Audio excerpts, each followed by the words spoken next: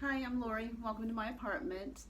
Hopefully, on this podcast, I will have a certain thumbnail, or I'm not sure this is going to make complete sense, but I had a whole other topic planned. Maybe I'll weave that in, but I thought I'd just kind of go with this. So basically, I took a photo really by accident. I put my recovery text on top of my stack of records that I have right here, and it is System of a Down's first album right here. So it's like a hand grabbing, and I put my recovery text in, and it fit right in the hand, which I thought was cool. So I took a photo and I sent it to my boyfriend and one of my sponsees, but because I thought they'd be into it too. But right before I started to record this, I read what's on the back of this album. So I thought I'd just go ahead and read it. So, let's see. As the century nears its formidable end, our global experience of universal proportions, predicted by many greats, will arrive at our solar system, to our system of a down, authoritarian oppression, family abuse, depression caused by conformity, and economic devastation will be neutralized by technological terrorism in times of complete chaos. Control will never again be gained, for toleration will become extinct. A husband quarreling with his wife will not think twice or regret his spent bullet. Hungry children will not spare the grocer. Remorse in all forms will be removed from human thoughts and actions. Freedom will only be available through revolution or death. This system of a down is unavoidable as life on this planet becomes unnecessary. The hand has 5 fingers, capable and powerful, with the ability to destroy as well as create. We have the power to stop and reverse the tides of time by making our awareness of abuse known to the powers of industry and their uncouth political arms. Only by raising this awareness and promoting personal peace within today's self-defeatist society can we allow the planet a chance to avoid self-destruction. Open your eyes, open your mouths, close your hands, and make a fist. I just thought that was kind of funny that I would put my recovery text, which is basically a book on surrender, like on top of this.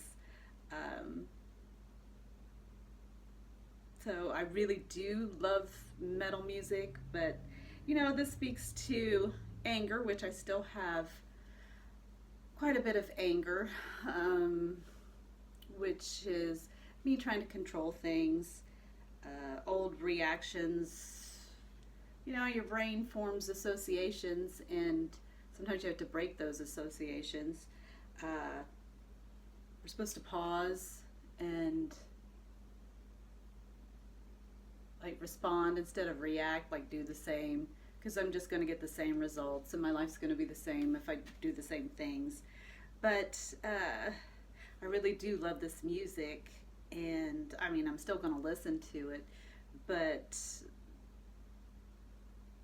the way I see the world, and I didn't see it like this, like devastating, but some people do. They do if they watch all the horrors. Now, sometimes I guess I do bury my head in the sand a little bit, but I think I've talked about it on the podcast before that my anger really didn't make a difference.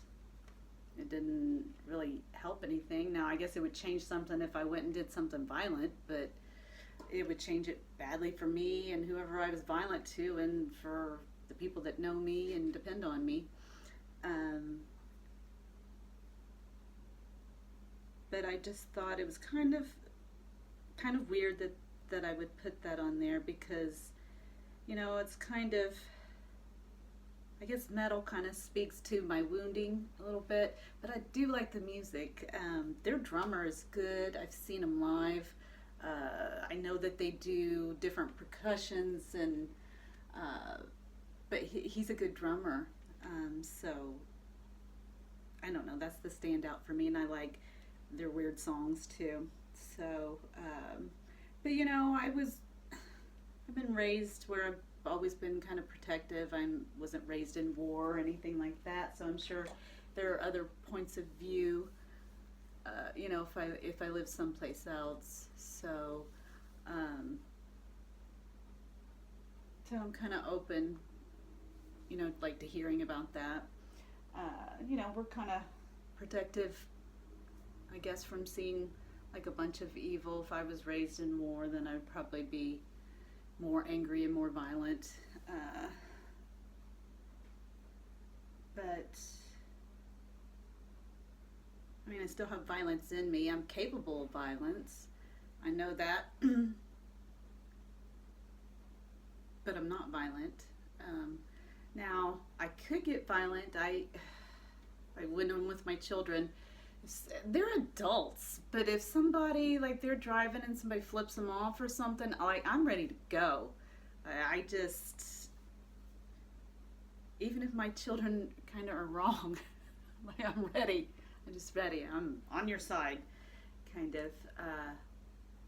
But I guess here recently, I've noticed, just like in my recovery, like I need a little bit more right now, and maybe it's because I'm starting a new relationship. Some of my old patterns are starting to come up, and so I'm trying to kind of work through them so I don't sabotage things, which I don't want to do. So I'm going to, I don't know, different meetings. I kind of,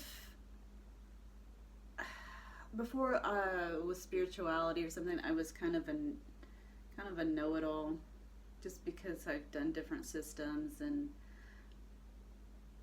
so for like a long period of time I've been interested in it. Now during that time I didn't have a higher power, but I do now. So, but I kind of kept myself where I'm like, well, I have to live this, I have to walk this out, I have to live this, so I can't know all about it and be the one that knows everything, because I don't want to die, and I just wanted to do something different. But now I'm kind of excited. I want to kind of get into it a little bit more, and I know some people that are really enthusiastic about the recovery texts and like the meetings and stuff, and that kind of pumps you up and fuels you up, and makes you kind of curious. And so I decided I'm going to do some online, like maybe Zoom and YouTube meetings, just so I can kind of stay in that mindset of surrender, because I can backslide real quickly depending on what happens, and I don't want to do that because I suffer and then I make other people suffer. It's just, if I'm blaming anybody, I'm giving them all my power. They can control me, that kind of thing. But if I keep it on me, then I keep my power, and I know that I'm forgiven because I know that I'm doing my best. So, but I still have to follow the program, because I do make mistakes, and just being able to admit that, and because even I can rationalize, like, spiritually, that, oh well, everything happens for a reason. It's I can quote different things to make it okay when I've been wrong.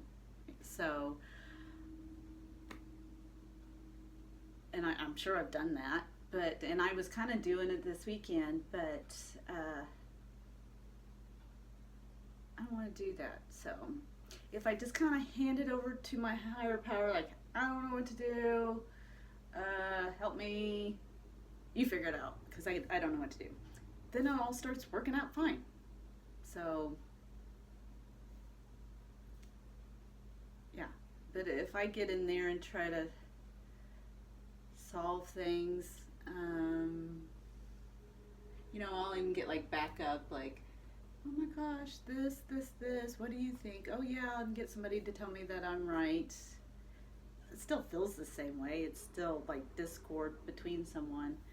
And, I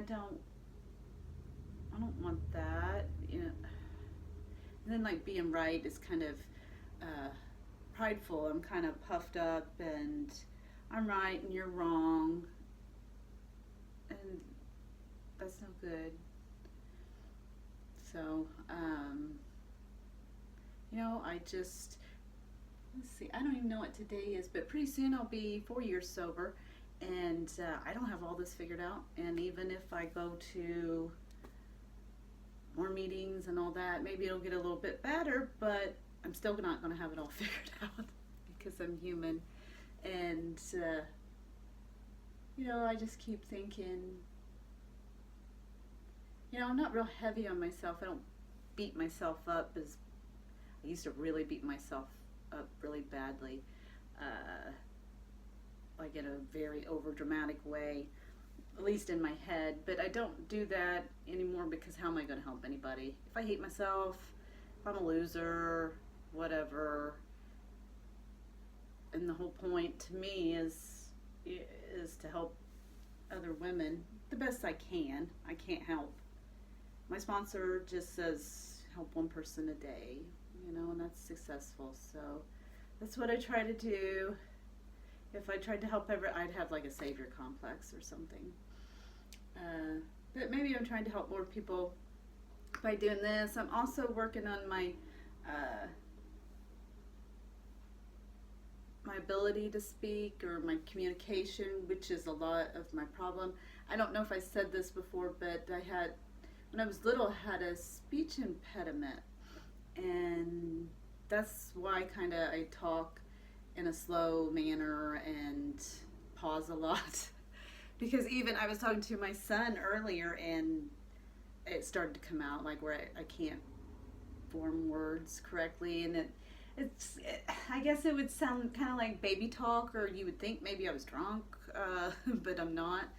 And so I kind of try to have like a slow cadence. And even somebody from like around here, they're like, I don't know where your accent's from. And I'm like, well, that's because I had a speech impediment, and so all my speech has been practiced. And just energetically, and I don't know if you're into energies, but I've done a lot of yoga. I can tell that I have a throat block.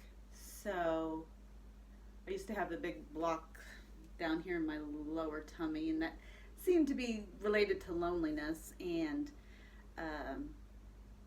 that was kind of a hard one, but I just kind of sat with it and like, what is in this darkness here? Because it felt like it was part of my disease.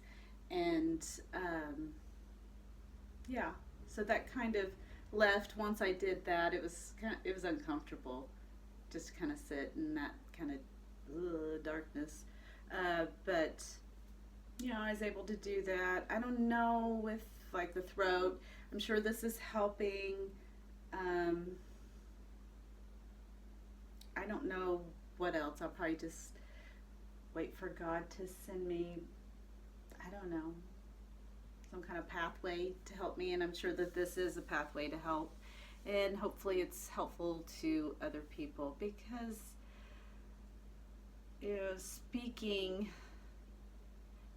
if I can't communicate, then how can I expect other people to get me or understand me when I'm not, when I'm hesitant to talk because I can't form my words correctly. I don't know. I'm doing the best I can. All right. Well, that's all I got. All right. Love you guys. Bye.